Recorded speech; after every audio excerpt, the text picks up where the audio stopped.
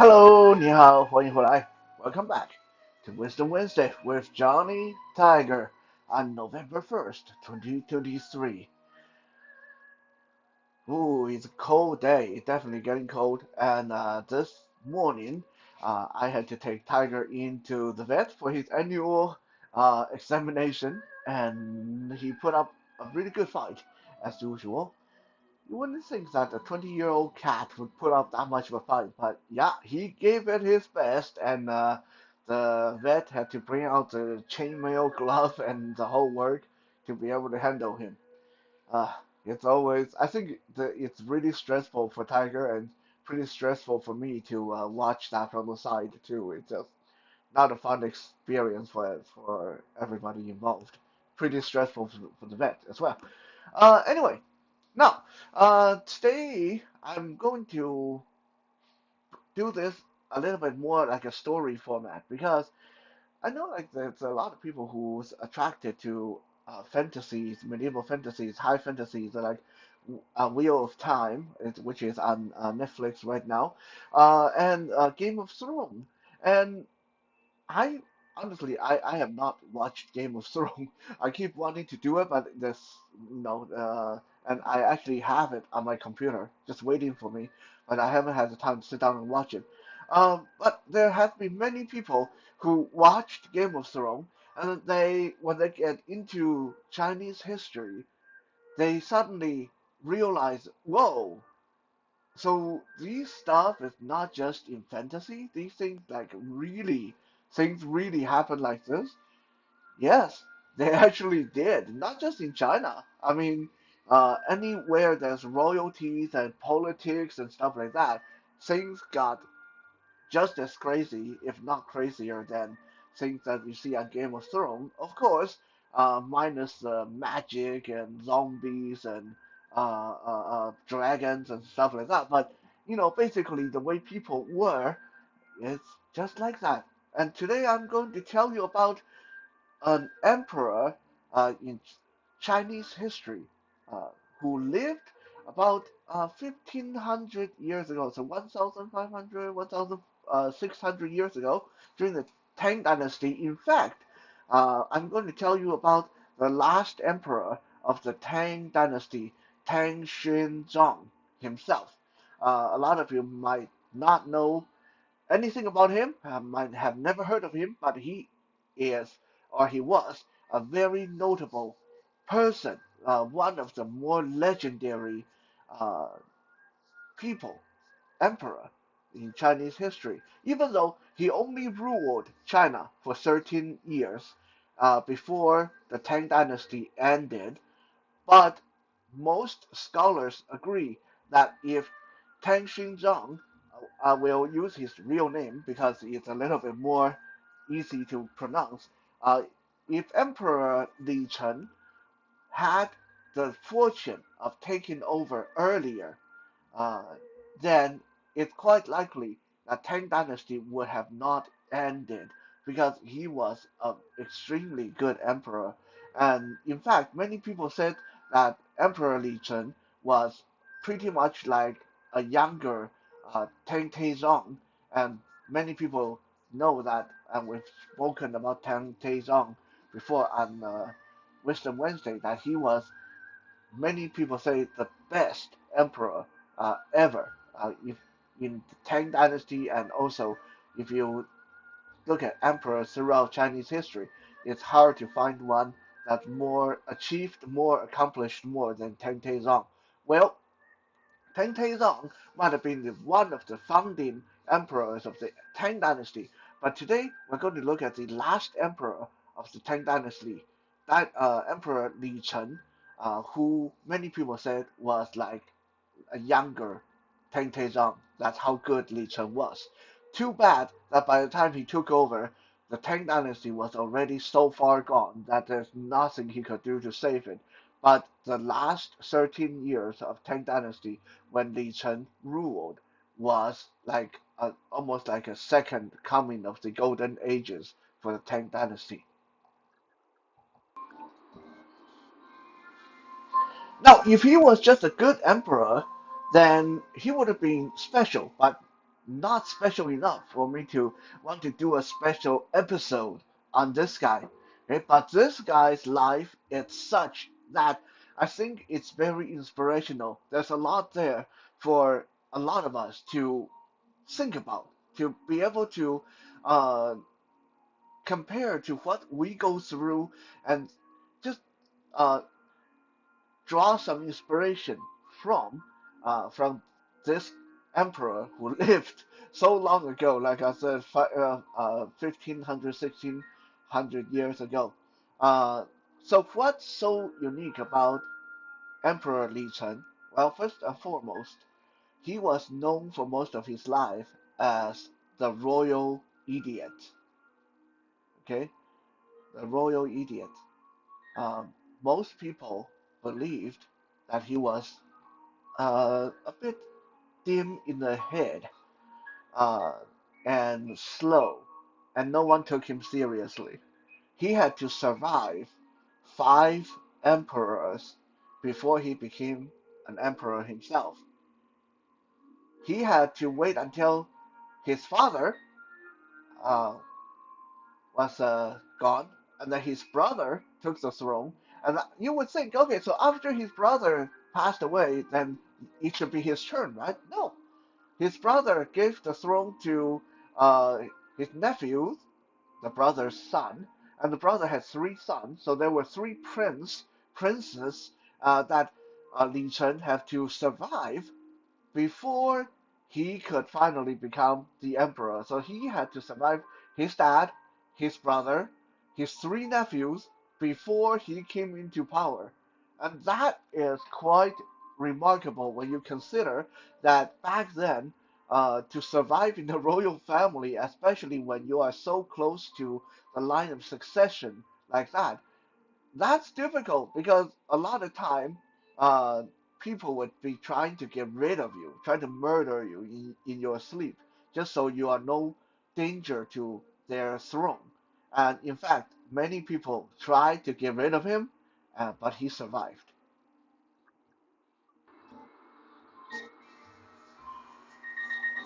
Let us go back to when Emperor Li Chen, or for now just Li Chen, was just a child. Even though he was a prince, his father was the emperor, Li Chen did not enjoy life like most other princesses and princes because, well, number one, he was the 13th son, so he was nowhere near the front line when it came to succession or being important. And worse than that, he was a bastard child. Yeah, he wasn't even from one of the emperor's concubines or mistresses. His mom was a slave girl who was working in the palace as a maid. And because she was very pretty and very educated, so one day the emperor got drunk and saw her and use your imagination. Things happened, and yeah, this slave girl got pregnant, and Li Chen was born. So, needless to say, he was more like an accident. He was like a product of accidental union. So the emperor didn't think much of him. The emperor's other children didn't think much of him. The emperor's wives and mistresses didn't think much of his mom. So he grew up being shunned by other children in the royal court.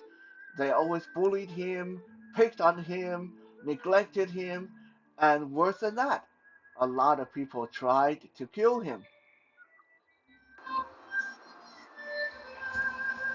When Li Chen was 10 years old, one day him and his mom got a summon from the Empress Dowager. Those of you that are not up to date on your royal language, that's the emperor's mom, aka the Li Chen's grandmother. Okay, so they got a summon from Li Chen's grandmother. Say, hey, I really miss my grandson. Uh, can you guys come see me in at the palace tomorrow? I want to see my grandson. So I mean that sounds like a great time, right? That sounds like the grandmother's missing him, so his mom and him set out to go to the palace to meet with the queen mom, and on the way they were ambushed by a bunch of assassins wanting to kill them. And this was when Li Chen, a 10-year-old boy, first time witnessed firsthand how brutal and bloody uh, battle was.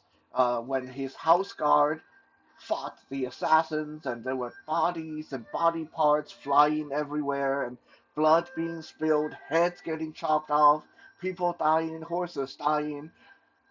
This traumatized him so much that he became catatonic for almost a week. Everyone thought that he was going to die. He just went to sleep and he didn't wake up for almost a week. He became kind of like comatose because he was so scared by this incident. Now, no one know if his grandmother set him up or what happened, but yeah, like grandmother said, "Come see me," and then the assassins were waiting right there.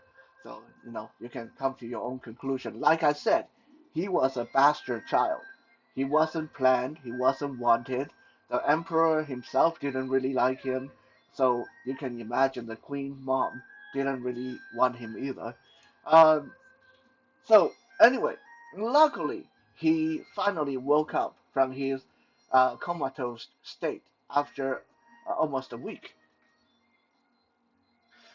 The moment Li Chen woke up, he sat up and sat on his bed with such a regal look about him, with a very stern look in his eyes, that it freaked out the nurses that were tending to him. The nurses quickly went and reported to Li Chen's oldest brother, Prince Li Hen, who was the next in line for a throne. And the nurses said to Prince Li Hen, said, uh, "Your younger brother just woke up, and he had this kingly look about him. He looked so majestic. He looks like he got a lot of power, and uh, we think that he's possessed by one of the ancestors, one of the old emperors. Maybe you should go take a look."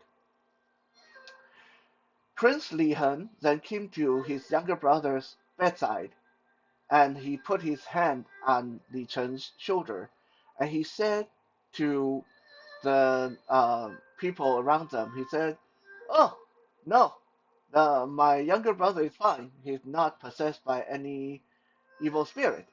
This is just his true color coming through. We're always very proud of him. We always know that he's something special." And with a strange smile upon his face, he stood up and walked away.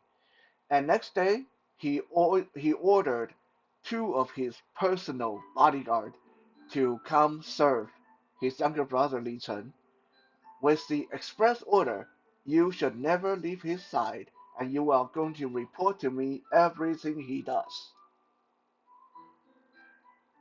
Yeah, kind of scary, right? No, obviously at this point, the older brother is starting to think that Li Chen going to be some kind of a threat to his claim to the throne. So he ordered his bodyguard to stay close to him, maybe murder him if he become a problem.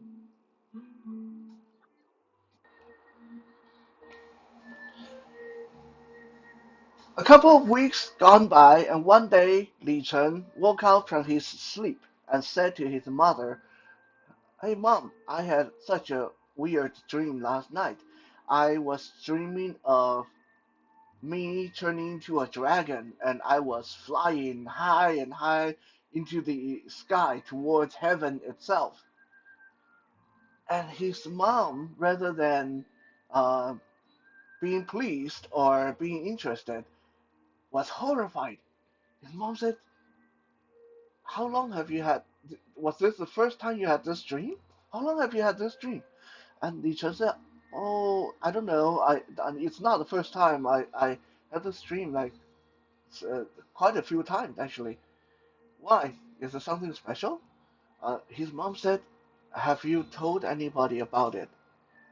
Lisa said, "No, I just told you." But and his mom told him, "Never, never speak to anybody about this dream. You turning into a dragon flying towards heaven means that you are going to be emperor one day. But if they know about it, if other people know about it, they are going to murder you. You are going to die. So do not speak of this dream ever again, not even to me." Now, let's turn our focus on those two bodyguards that the elder prince Li Hen sent over. Well, they got their order, watch him and report everything he does. So they did. They watched young Prince Li Chen, trying to see, okay, what's so special about him? Like what's so majestic about him? Is he really going to be a threat to our master? To their surprise, Li Chen did not show anything else noteworthy other than that initial time when he first woke up from being comatose and he looked all regal and commanding and shit.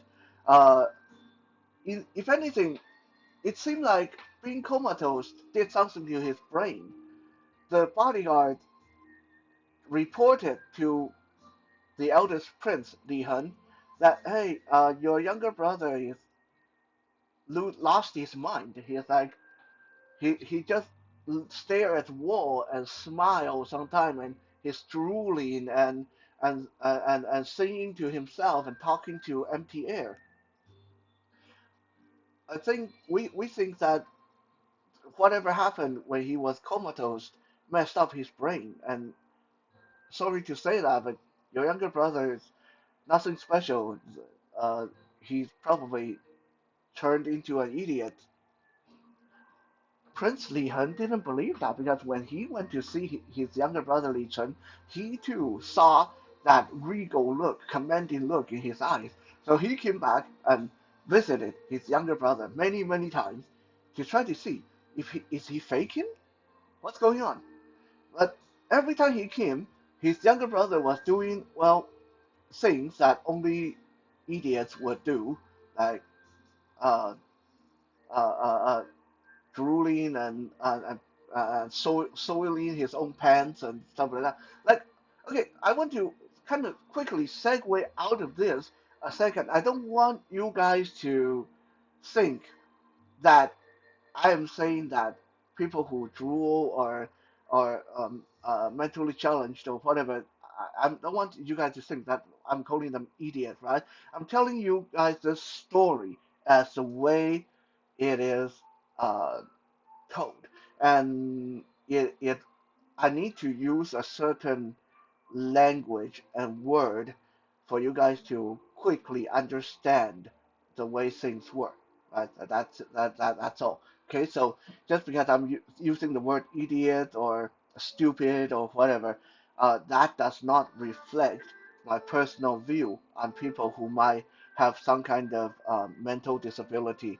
Uh, there's nothing but respect on this channel. Okay, so go back to our story. So his brother, older prince Li Hen, came to scope him out to see is he faking, but he's always like drooling, singing to himself, talking to himself, and playing in the dirt and staring out into empty space. So gradually, Li Hen said, "Ah, this is a waste of my time. He's gone dumb. He's gone stupid."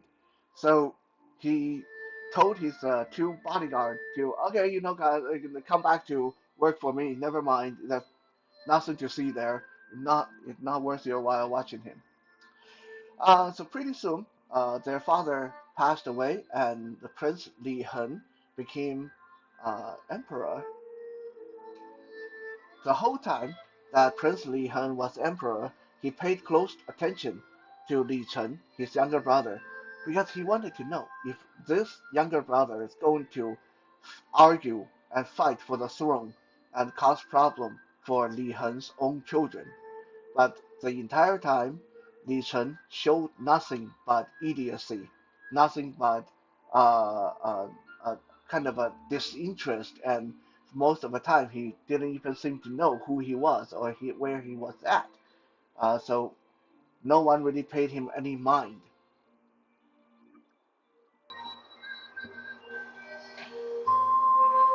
Pretty soon, Li Hen passed away, and his own children took the throne.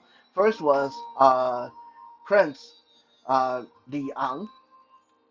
Prince Liang grew up thinking that his uncle Li Chen was nothing but an idiot. Even though they were actually quite close in age, but Liang never cared for this uncle, never respected him. So one day, when Prince Liang, now Emperor Liang, was celebrating his birthday, he had a huge party, and he saw his uncle Li Chen sitting over there in the corner, all on his own, just eating a lot of food and staring into empty space and not saying a word to anybody. And he started watching his uncle, and he realized that almost the entire party, the entire time at the party, Li Chen wasn't talking to anybody. So Emperor Liang loudly proclaimed, "Hey, it's such a good party, but if anyone at this party can make my stupid uncle say a word, they will be heavily rewarded." And of course, after he made that decree, all the court gestures and all the politicians and other lords and ladies went up to Li Chen and tried to tease him and poke at him and provoke him and did everything they could to humiliate him, to try to make him say something, to make him angry, to make him say a word.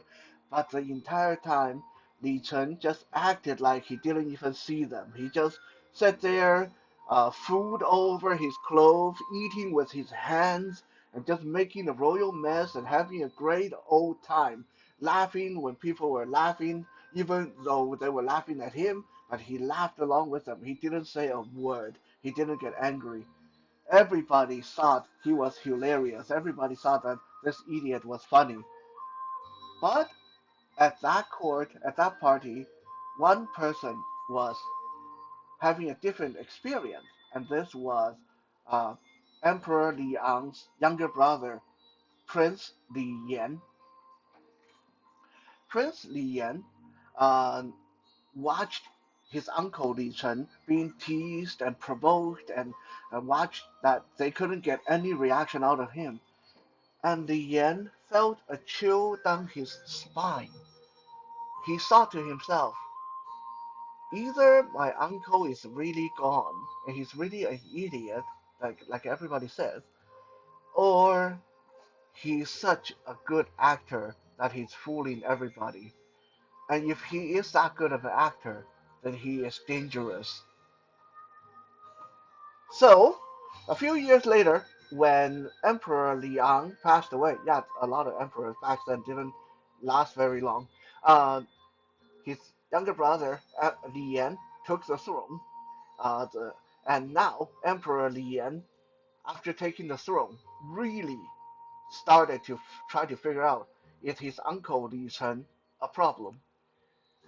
He There's a little voice in Emperor Lian's mind that his uncle is more than what he seems to be. That he wasn't as stupid as people said he was.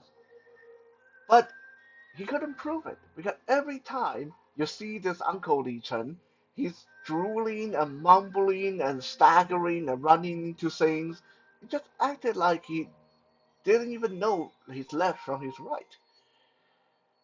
So Emperor Li Yan decided to test his uncle. One time when uh, Emperor Li Yan had a big sports event at the palace, he invited his uncle Li Chen to participate. And halfway through a horseback riding event, he had one of the royal guard deliberately shoved Li Chen off his horse, wanted to see if this supposed idiot, if this supposed idiot would uh, snap out of it and show his true color. But Li Chen just lay there crying and screaming as horses stomp and run all around him, almost got trampled to death, and he didn't try to save himself. Okay, so Emperor Lian said, "Okay, fine.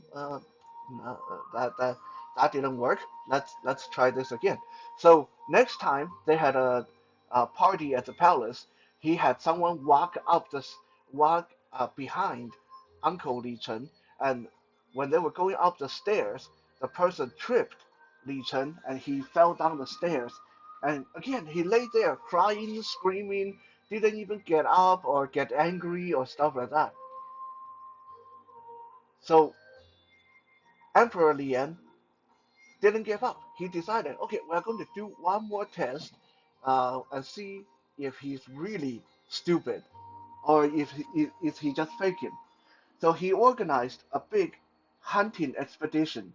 Him and like thousands of royal guards and other lords and ladies went on a hunting trip. And this was in the middle of winter, snow and ice out there, like minus 40-degree kind of temperature.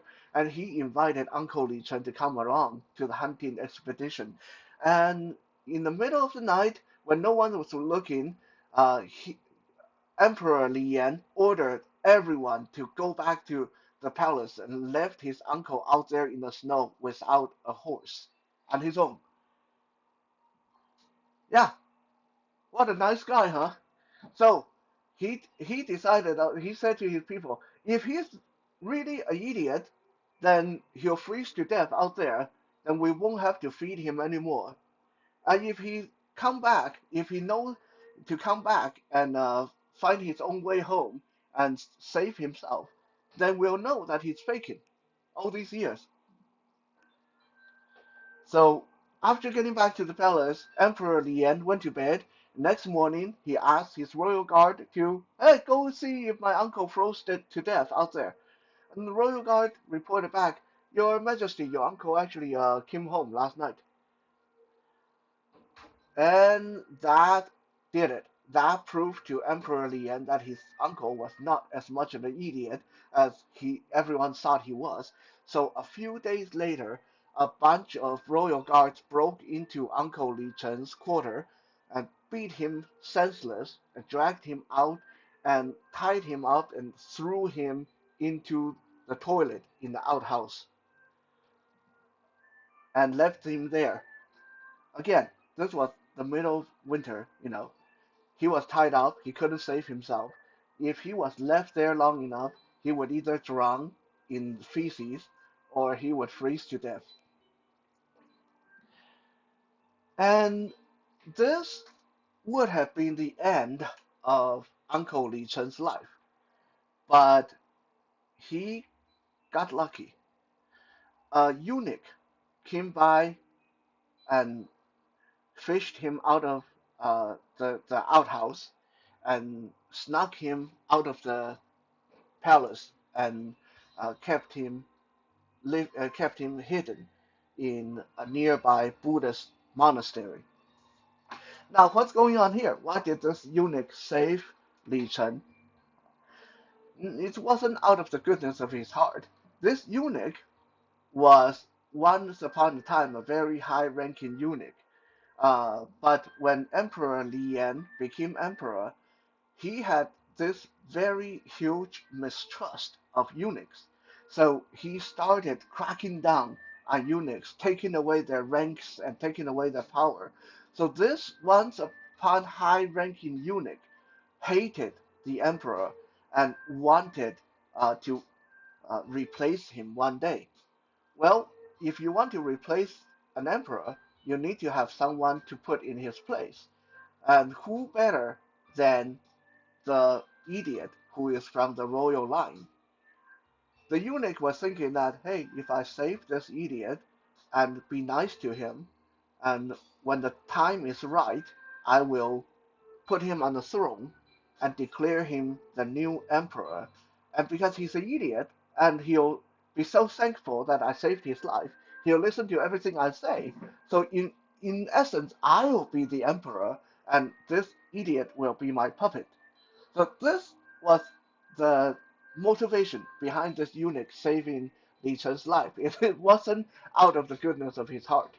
He just wanted to turn Li Chen into his personal puppet.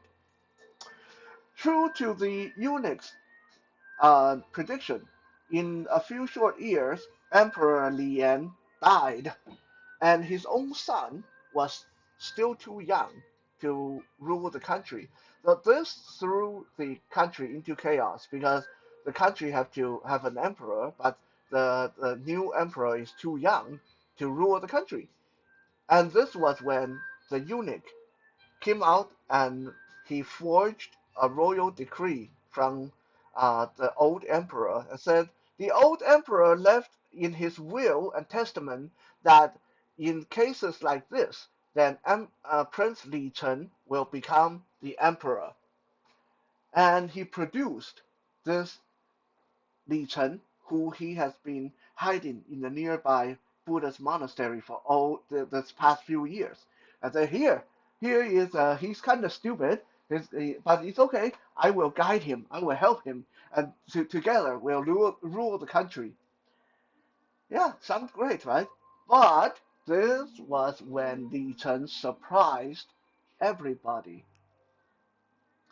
The moment Li Chen took the throne and became the emperor, that veneer of being stupid and idiotic came off like the mask it always was.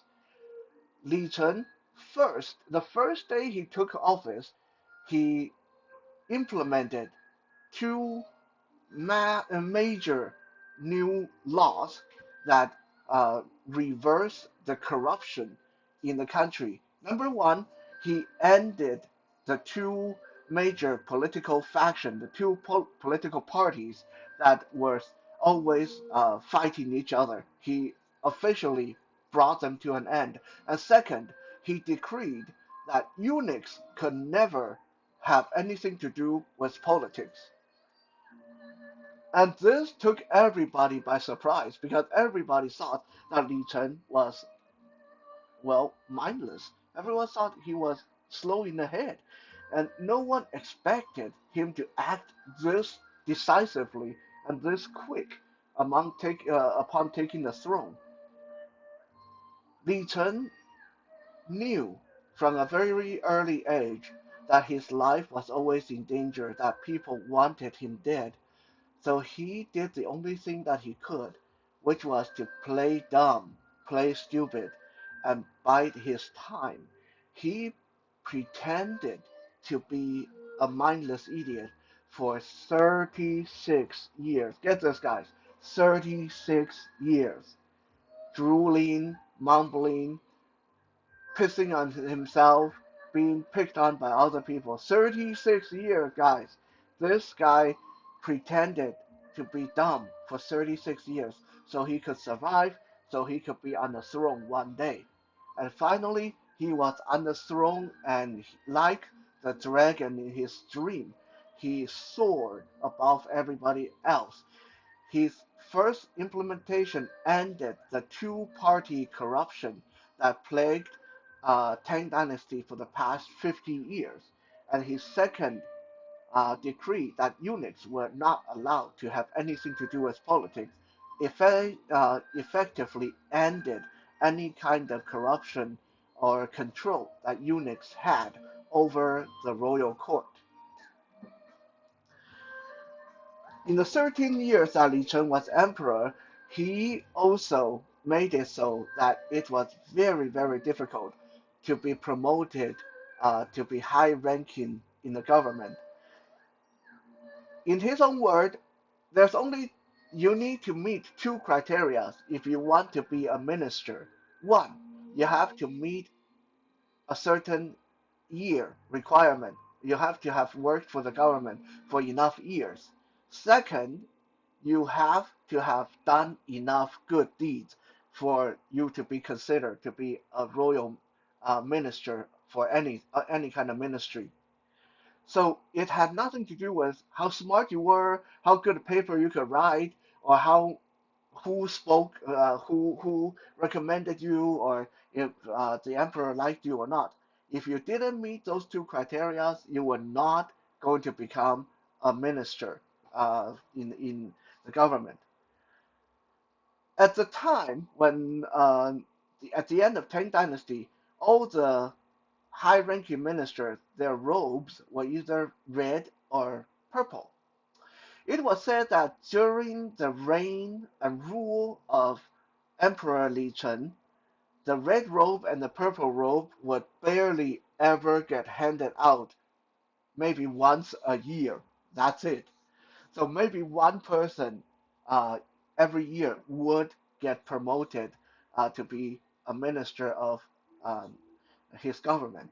That's how tight a reign he had on his people. Another thing that Emperor Li Chen was famous for was how strict he was. He was fair, he was just, but he was super fiercely strict.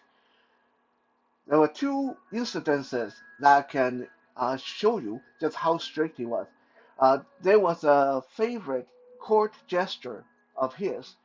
This guy was a comedian and just super talented and always was good at making the emperor laugh and help him take off some of his stress and entertain his court. It was Emperor Li Chen's favorite court gesture. But one day, this court gesture, while doing his comedy routine, made some remarks regarding politics. Immediately, the emperor said, "No, even though you are my favorite court gesture, but my decree is eunuchs can never have anything to do with politics. You have just blatantly broken my rule. You are exiled from court." And just for that, he exiled his favorite gesture from court. And this gesture was never to uh, be brought back in again. A few years later, this jester, his son, broke some minor law that uh, was to be sentenced to jail. But this jester, because he remembered he was the emperor's favorite jester for such a long time, decided to come back and see the emperor and said, "Hey, your Highness, can you show some mercy to my son? He stole uh, something, and now they're sending him to jail. Can you just let him go this time?" For old time's sake, all the laughters I brought you, all those years I served you. Can Emperor Li Chen said no, no. You are purposefully trying to make me break the law just because of what you have done to entertain me. Just for that, your son will be executed. I'm executing your son. And right there and then, he had the son executed. Uh, Another similar incident was there was this very talented musician in the court. Again, it was Emperor Li Chen's favorite, one of his favorite people. It's an immensely talented musician, could play all kinds of instruments, could sing, could write his own music, all that stuff. Everybody loved this guy. Well, this guy got drunk one night and killed someone in a fight. And for that, he was going to be sentenced to life in prison. All the other musicians came to the emperor and said, "Your Highness, we can't replace this guy. He's so talented. He's the only person who can play any instrument you need him to. Can you show some mercy and let him out of jail? Because we can't have a good royal band without him. We need his talent." Emperor Li Chen again said, "No, no, you guys are trying to make me break my own law just because this guy is talented. For that, I'm going to execute him." And he had the guy executed on the spot. So he was a very, very strict emperor, very decisive. No one, no one would want to mess with him or test him through during his 13 years in power. Um, Now, is that a little bit extreme? Yeah, but we are talking about a guy who suffered pretending to be an idiot for 36 years to survive. So, of course, it's a little bit extreme. So there you have it. That's the legendary life story of Emperor Li Chen, the last emperor of the Tang dynasty. I hope you guys enjoyed this episode. As usual, this episode is proudly sponsored by Hidden Corner Finds, and you guys might have seen that little printout I showed in the beginning of the video. It has all the information on it, and I will leave the website address in the video description as well. If you're looking for some cool gift ideas for Christmas, uh, start there. Thank you again, 谢谢 and 再见。